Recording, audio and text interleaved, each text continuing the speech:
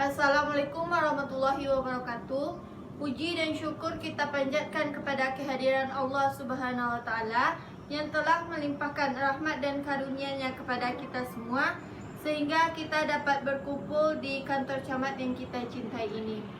Salawat beriringan salam tak lupanya kita kirimkan buat junjungan kita, yaitu Nabi besar Muhammad SAW. Yang terhormat telah hadir Bapak Lurah kita, Ibu Camat kita, dan beserta Bapak dan Ibu RT dan RW. Baiklah, pada kesempatan kali ini kita akan melakukan musyawarah perencanaan pembangunan tahun 2021 dan 2022.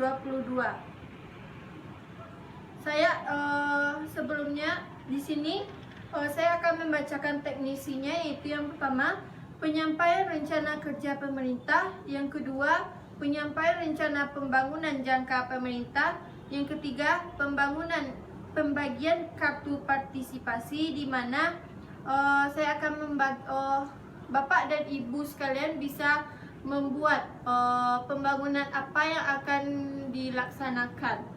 Yang keempat yaitu pengumpulan suara aspirasi, dan yang kelima pengambilan keputusan.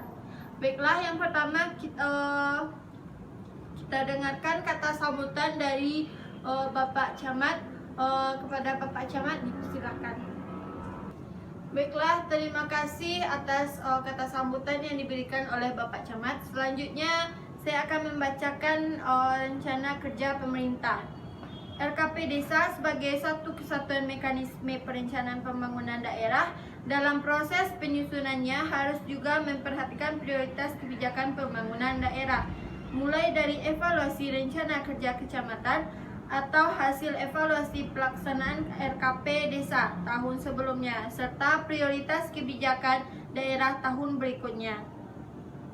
Ada prioritas masalah yang harus diselesaikan berdasarkan prioritas kebijakan daerah, yaitu yang pertama bidang penyelenggaraan pemerintahan daerah, itu tidak ada. Yang kedua bidang pelaksanaan pembangunan desa. Yang pertama yaitu pengaspalan jalan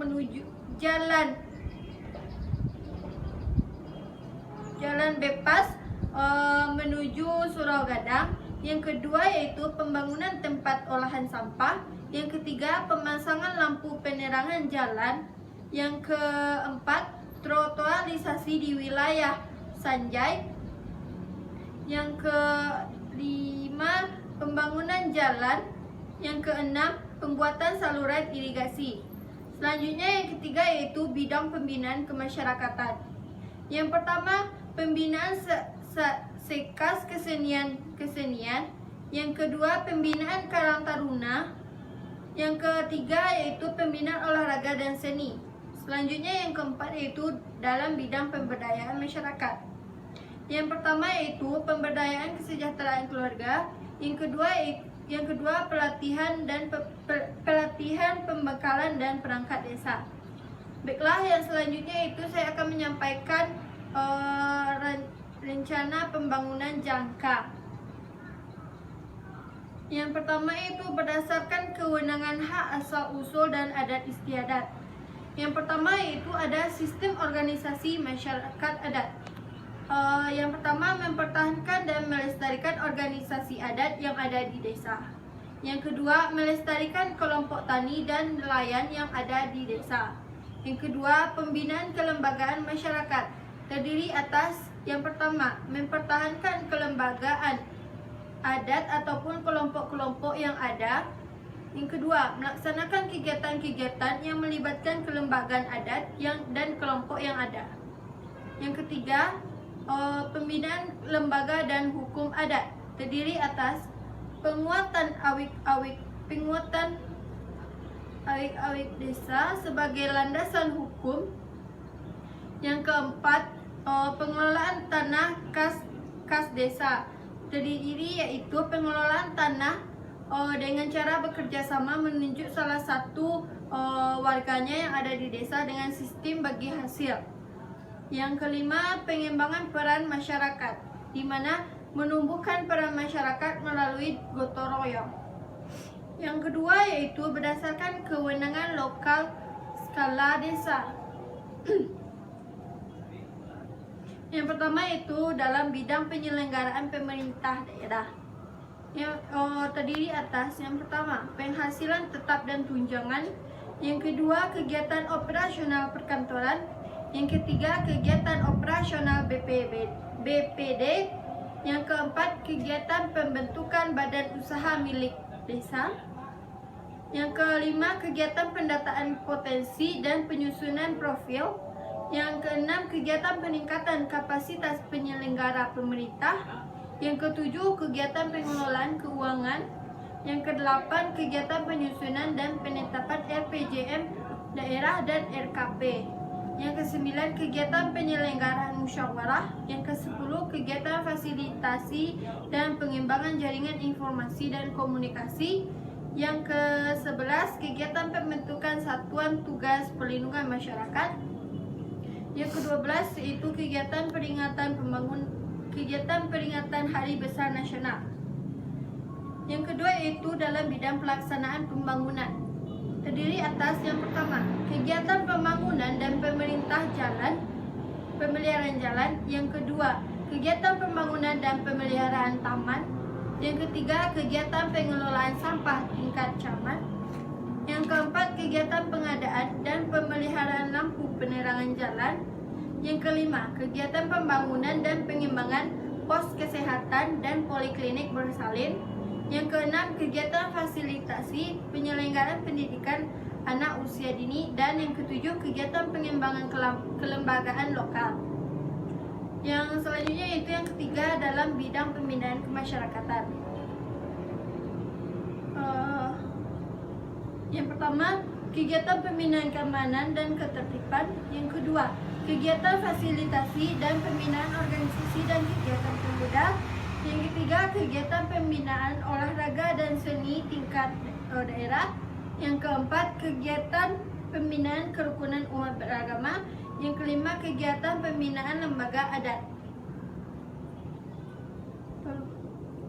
Ini ada yang salah, nggak usah di depan lo, biar orang patung.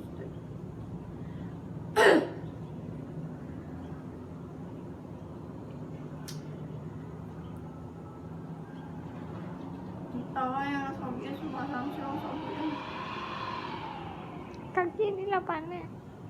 Kira panik lo nih. Ayo nih. Capek deh. Hah? Capek deh, kaki ini kram. Iya orang kaki. Mama kira ano.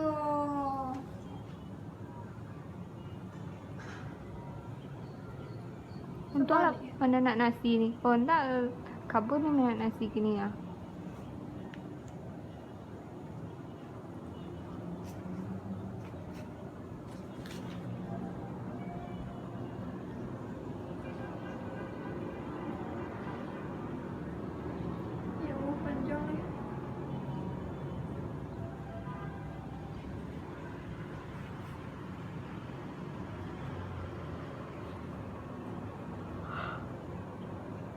Sudah. Selanjutnya yaitu dalam bidang pemberdayaan masyarakat. Yang pertama yaitu kegiatan peningkatan kapasitas lembaga masyarakat. Yang kedua kegiatan pemberdayaan posyandu, UP2K dan BKB. Yang ketiga kegiatan pemberdayaan dan kesejahteraan keluarga. Yang kelima yaitu dalam bidang penanggulangan bencana darurat dan mendesak.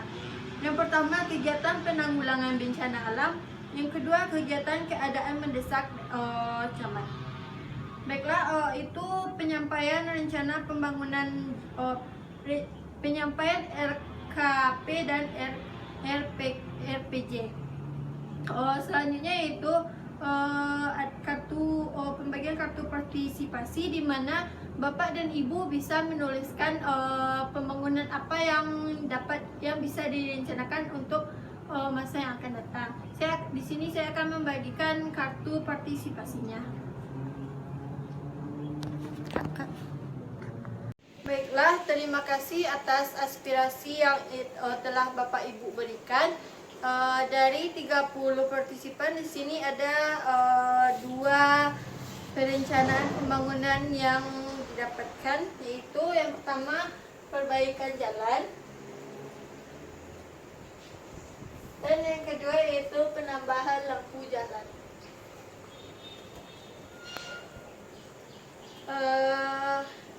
Setelah melakukan voting, saya mendapatkan baiklah voting yang didapatkan untuk perbaikan jalan ada 20 dan untuk penambahan lampu jalan ada 10. Jadi suara terbanyak didapatkan untuk perbaikan jalan. Jadi untuk tahun ini rencana pembangunan daerah akan terfokus kepada perbaikan jalan. Baiklah, selanjutnya itu pemberian saran dari Bapak Ibu. Kepada Bapak Ibu dipersilakan.